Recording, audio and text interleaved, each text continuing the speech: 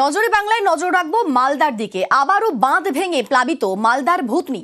মালদার পশ্চিম রতনপুরে ভাঙলো বাঁধ, জলের তলায় ভূতনির বিস্তীর্ণ এলাকা।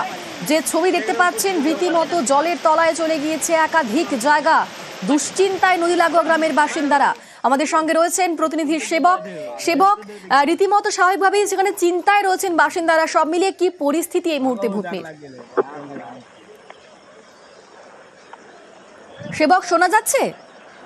একদমই, দেখো ভয়াবহ পরিস্থিতি এই মুহূর্তে ভূতনির। কারণ সকালে মালদহের ভূতনির কেশবপুর কলোনি এবং রতনপুর এই এলাকায় নদী বাঁধ, সেই বাঁধ কিন্তু ক্ষতিগ্রস্ত হয়েছে। বাঁধ ভেঙে বিস্তীর্ণ এলাকা প্লাবিত হয়েছে এবং এর ফলে ওই এলাকায় যেভাবে জল ঢুকছে তাতে করে কিন্তু আরো সময়ের সঙ্গে সঙ্গে আরো ব্যাপক ভয়াবহ পরিস্থিতির আশঙ্কা করা হচ্ছে। এতে করে লক্ষাধিক মানুষ কিন্তু জলবন্দী হবে এমনই আশঙ্কা। স্থানীয় মানুষজন বলছেন, দীর্ঘদিন ধরেই তারা বলছিলেন যে যেভাবে বাঁধের কাজ হচ্ছে সেইভাবে কাজ হলে ভাঙন রোধ করা সম্ভব নয়।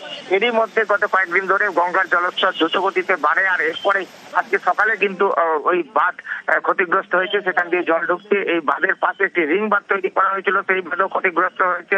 সব মিলিয়ে বিপজ্জনক পরিস্থিতি এই মুহূর্তে। একেবারে বিপজ্জনক পরিস্থিতি, সে ছবি দেখতে পাচ্ছি আমরা। বেশ, ধন্যবাদ সেবক।